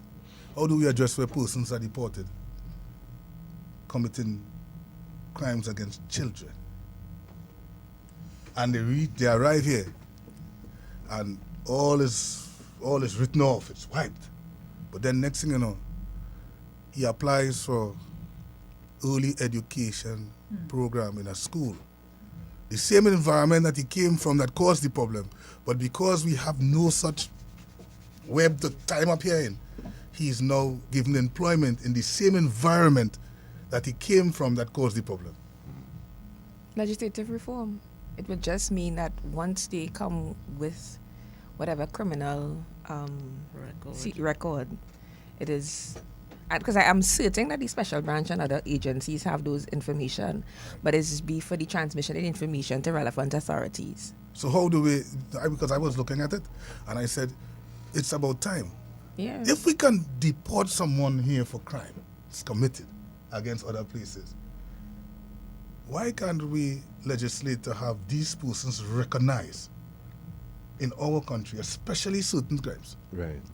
And because if I have a man who is a sex predator living next to me, I would want to know. Thank you. But then you have to go up on some system and look for it. I don't think it is what I face. It has so much. This whole legislation system was designed for the criminal element. That's why they're getting away. It's quite complex. On a related note, how does because somebody was asking on Facebook in terms of our immigration policies, how does that assist or detract from the work that the CTU has to do in terms of determining who is an illegal immigrant, who's a legal immigrant, the migration policy that we have now in place with Venezuela, how does that impact on the work that the CTU has to do? Well, because people come here for a lot of reasons, and some of them are brought here to be trafficked. It complements the work that we do. We are multi-agency, and immigration and the law governing the administration of the immigration department, it actually assists us. Right. Because sometimes where our TIPS Act is deficient in terms of maybe doing a rapid entry, we tell the immigration person, your lead based on your law. So it really complements us, and in addition to which, when we have an individual here, Latin American, Jamaican, it don't matter, is the immigration will tell us their status in terms of how they come into the country. Is it an irregular? Yeah. Was it irregular, or did they come through one of the ports? Right. And they have that information. So they are an invaluable part of the work that we do. So it's pure complementary. And also Deputy, because I just wanted to remind people that not all persons who are trafficked come via illegal means, right? That's it. No. Yeah, that's it. And that's why I wanted to go out, because it's important for us to, of course, indicate that even if somebody comes through illegal means and they're trafficked here, there are defenses in law to facilitate that. So they are covered under the fact that they were brought here to be trafficked, so they are not prosecuted for entering illegally. And yes, there are persons who have been trafficked in Trinidad and Tobago that came through our lawful borders and was in our country during our lawful time. Okay. Right. If you're just joining us, you're listening to Our Dependency, and we go to that message now for the United Nations Office on Drugs and Crime from the Natasha. Could you introduce it, short man? This is the Executive Director's message for the World Day Against Trafficking in Persons, just to give us that global perspective on what the world is battling right now. Human trafficking no longer hides in the shadows. It operates under a thin disguise embedded in our economies and daily lives. And it's growing more organized, more structured, and more ruthless. UNODC data shows that organized criminal networks are behind 74% of detected cases. Traffickers are infiltrating legitimate industries, from agriculture to construction and hospitality, masked by legal contracts and buried in supply chains. Forced labor now accounts for 42% of detected trafficking victims, the highest on record. Trafficking for forced criminality is also surging, jumping from 1% a decade ago to 8% today. And traffickers are adapting, using technology and digital platforms to recruit, ensnare, and abuse. From fake job offers to dating apps, women and girls are being lured into online sexual exploitation, while victims are being made to commit cyber scams and fraud as part of a billion-dollar industry. The exploitation is more systematic than ever, and the world is fighting back. Over 180 countries now have legislation criminalizing human trafficking in all its forms. Protection mechanisms are expanding, helping more survivors with better support. And international cooperation is growing. But we cannot be complacent. We must act faster and smarter by standardizing the way we look at data to understand global and national trends, by equipping criminal justice systems to dismantle trafficking networks and end impunity, and by building bridges with the private sector, tech companies, and financial institutions. On this World Day Against Trafficking in Persons, let us work together for a world where traffickers have nowhere to hide and justice leaves no one behind. All right, folks, so there you have it. The World Day Against Trafficking in Persons. This has been a very wonderful conversation here this morning. Would you allow us to take some calls, Minister? Because people want to say, the last time you were here, he came as a police officer, now he's here as a minister, and I know you all want to, and we are very proud to have him in studio. We're happy for this this panel here today, and you all, I'm sure, would have learned a lot from what you heard. And to the people out there who can walk into a room and see a 13-year-old child and defile that child, you're a special kind of human being yourself. Special. And you will go back home to your family. But just remember, you could wash off how much you want. You could bathe and scrub how much you want. That spiritually transmitted disease will go home with you. What you say? What goes around come forward around. Yes, thank you. So, 6223937, let's open up the lines, and we have about 10 minutes to take some calls from you. Any questions, anything you didn't understand, and those of you remember, there's a hotline for the counter-trafficking unit, 800-4CTU. Remember that. You see it all the time, you turn a blind eye to the activities, but don't wait until it comes home before you use that number. Please like and follow us on Facebook. And yes, you can visit the counter-trafficking unit on Facebook and Instagram. Yes. And so keep up to date with everything that the unit is doing. Please do. Please do. Let's go, 6223937. Let's take our first call. And remember, please, you know the normal Sunday morning courtesies. Turn off your radio. Sorry, God. Good morning to the minister and all of you there. God, Natasha, oh, that lady police, oh gosh, she's so wonderful. I just want to say you all are doing a tremendous job. And just keep up the good work. And I'm 100% with you all. And I just love this minister. God, oh my God. And now he have more body now, you know. He's stronger. So just bringing God to. So all the best. All right, Kathy. All the best. Take care. 6223937. Good morning. A blessed morning to the crew there. Morning. And to Mr. Alexander. Good morning, sir. A blessed morning to you and your crew. Sir, you see how when you go to, it's 41 constituency, when you go to the people, you will get a better service, sir. The people need people to hear them. When you come on a radio show, it's a great program. But when you meet people one-on-one, like how the people on there, and you was with them, it's two national security ministers. One should start from the east and one from the west. East-west, and the next one from north to south. And if people would listen, people need change, you know. And they want all this to come around and listen to them. And you see, this thing, uncle and aunt, there's a mama guy kind of attitude these children have for big people now. And I think what you say, cut that out. We have a name, Mr. So, Mr. This, Mr. That. But that mama guy thing, these young children from 8 years smoking now, 7 years smoking, and the mama guy big people. And don't only blame we men. The woman is no different than the men. All of us have to be respectful to one another, but don't just blame we men. So have a blessed and wonderful day to you. Thank you, Kola. Well, I think the deputy took her time and explained. The minister did answer the director about the women who facilitate this. And let me also say that, Kola, we are having consultation. Hold on, Kola. We are having consultation nationwide with respect to our stand your ground laws and home invasion laws. So while we're there, we're speaking to members of the public, we're giving them an opportunity to have a say. Yes. And no longer are we doing things in a vacuum. All right? Hello, good morning. Morning, guys. Congratulations, Minister Alexander, on your appointment. Thank you to all the rest of the panel. Got all of you who do such great work. Fantastic show as usual. You kind of preempted what I was going to say, but as I got through, I'll say it.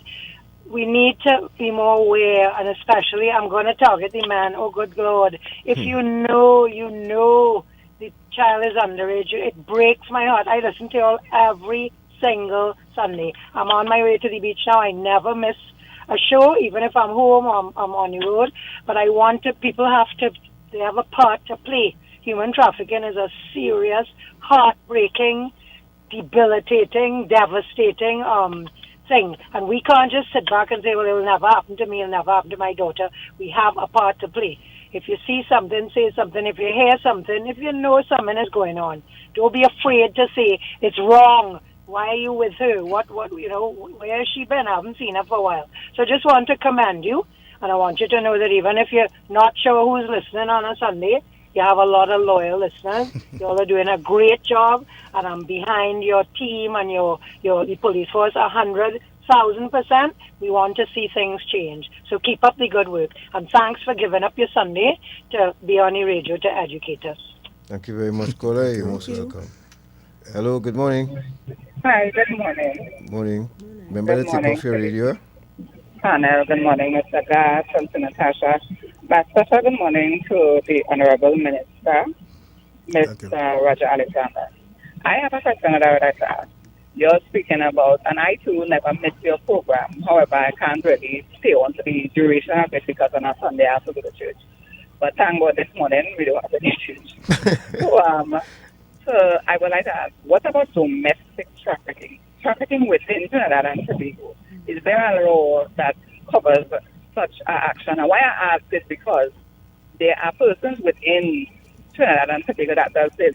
Currently, there are a lot of young ladies, we're talking about children, the underage ones, those that cannot defend themselves, those that cannot speak for themselves. And there are a lot of them currently, as I say, that are being trafficked domestically. What about the persons who harbor these children knowing that they are underage? Sometimes they tend to say, well, they didn't look the age. There are persons that harbor these children, and I would like to know what the law stipulates for a situation like this. Right, good question. Good question. We'll write that down, and the Minister and, of course, the directors will answer. Hello, good morning. So, domestic trafficking, right, Natasha? Mm-hmm. Yeah. Good morning, God. Natasha, Mr. Meiguel, Miss Marshall, and my boy, Roger that. Your boy. Roger is coming. Roger, ambition brings many reward, and I'm hoping that now that you are in that eminent position, you will be able to use your office to convince the Minister of Finance to run the bread, so that the law enforcement will be better prepared to fight the crime still in this country. Good show once more, safe trip home, and continue the wonderful work that you all are doing. God bless. Thank you very much, sir. Thank you very much. Really appreciate it. Run the bread. Yeah, Ronnie Bread. Good morning. Hello, good morning. Hello, good morning. Let me, of course, start by saying I love my country. Mr. Boris, good morning, sir. Yeah, that voice. Pleasant good morning to you indeed. Minister, yes, I just called to tell you, brother, I wish you all the best. I wish you all success. You have the nation's support because our country need to have unity when it comes to crime. There must be no difference. We must really come together and support each other where that is concerned. And therefore, you have the full blessing, I believe, of the nation. The program is an excellent discussion this morning. The one recommendation that I'll make, that I've been making for a few years now, is that if we can find a way to start every school day from nursery to tertiary education, the first half an hour, when a child brain is fresh, to help to reduce crime, to start with nation building, love of country, respect for authority, what is right and what is wrong. I think that indoctrination into our children is absolutely important. But the work that you said that you're doing, the work that is doing by the authorities with you, I believe is fantastic. And Gat and Natasha, man, you all are cut above the rest. We wish you all the best by the grace of God. And again, the whole nation is behind you, Minister. Get the job done, and let's bring our country safer. God bless. Thank you very much. You know, long time we started off the program in the morning, when you go to school, you say prayer, you sing national anthem, you say the pledge, you speak of the watchwords, and all these things, right? Those things go on, eh? Indeed. Right. Hello, good morning. Sorry about that. Good morning. 622-3937 is the number to call. Hello, good morning. Hello, good morning. Yes. Good morning to the goodly panel and to my faith minister, man. As always remember, right, when he said, everybody want the police to go and do training course, but nobody not training the public how to deal with the police. From that, you know? That's some deep philosophy. But before I go, I want to say, keep up the good work, brother. I observe what you're doing and stuff like that. Everybody knows I'm an open-minded person. Don't mind it as an accused now, you know what. But extortion, boy, deal with it, because I want to not believe that the most of the prison officers that are doing wrong are doing it on the old doing it on I believe the will is being coerced. They follow what I'm saying here. So if we could work on that extortion thing, it is very powerful. I think we'll make some headway. Because I think it's not easy to deal with these hardened criminals inside. Sometimes you don't have a choice, so to speak now. Follow what I'm saying. All right, thanks. Keep up the good work. Have a good one. Thanks, everybody. And your point will be taken as usual. Where there's a will, there's a way. Yeah. Good morning. Hello, good morning to the panel. Good morning. Good morning. Mr. Minister, I had to join and congratulate you for the work done already and what else further. But in an interview, I can't remember, a news conference, they asked you about the body cams, and you say you had to get protective gear first, the vest, right? You say you had to get that first. So now that the head of the PCA is asking about the cams, I would like to know if you could get all them vests before you get the body cam. Start to wear the body cams then, because it had plenty. Yeah, I know. Thank you. Ekola, that's an excellent question, but let me just also share this with you. I believe that if you like cricket and I bowl in that cock ball, you're not going to go in the wicket without proper gears, right? So before they had they used to wear no helmet, you know. All right. And what is happening? I come from that time. And when a man gets struck in his head, what happened? They didn't used to get struck. Oh, okay. They used to play better. Yeah. All right. Thank you. All right. Okay. Well, Kola, let me just share it with you. I believe in listen, if you protect a man, you protect the officer, that will give him the confidence to go and to deal with any situation that confronts the nation or himself. So I believe in protecting the officer first. We cannot, so because if I decide to put a body cam on the officer without a bulletproof vest, how confident is that? Who that gives confidence to? So we often have to do these things. Protect my officers, make sure that they have the right gears, so when they confront a situation, they have the confidence that all will be well. And of course, any other thing could go with it. Yeah? So, folks, we're coming to the end of our, as the infamous talk show host used to say, we're coming to the end of the lollipop. And this has been really mouth-watering stuff here this morning. I've heard things that, after doing this business for 24 years, we still hear things that shock us and disturb us. And we would like to thank you all very much for the work that you're doing too, because you boots on the ground, you're out there, you're actually in the mud, and we thank you all for that. Deputy, could we have a closing remark before you, and then we go to the director? Closing remark from you, and before we wrap up. I just want to really implore Trinidad and Tobago to just look out for trafficking situations. The caller spoke about domestic trafficking, and when I think you mean if we consider trafficking within the limits of Trinidad and Tobago, and yes, and again we will lament the very first trafficking conviction in Trinidad and Tobago spoke to that. It spoke to Trinidad and Tobago national young woman at the age of 16 seeking employment. Minister talked about the social media and normal media. She saw ad in newspapers, and she went out and she became a traffic victim for sexual exploitation. So we have that. Trinidad and Tobago, we, like everything else, we follow the world, right? But what we are saying as a counter-trafficking unit, we have to do our part in trying to eradicate and eliminate as per what is required by us.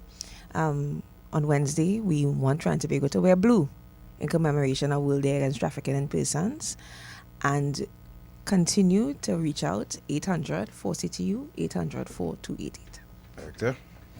Yeah, I want to warn that on the horizon, you have the deployment of artificial intelligence in the whole counter-trafficking effort.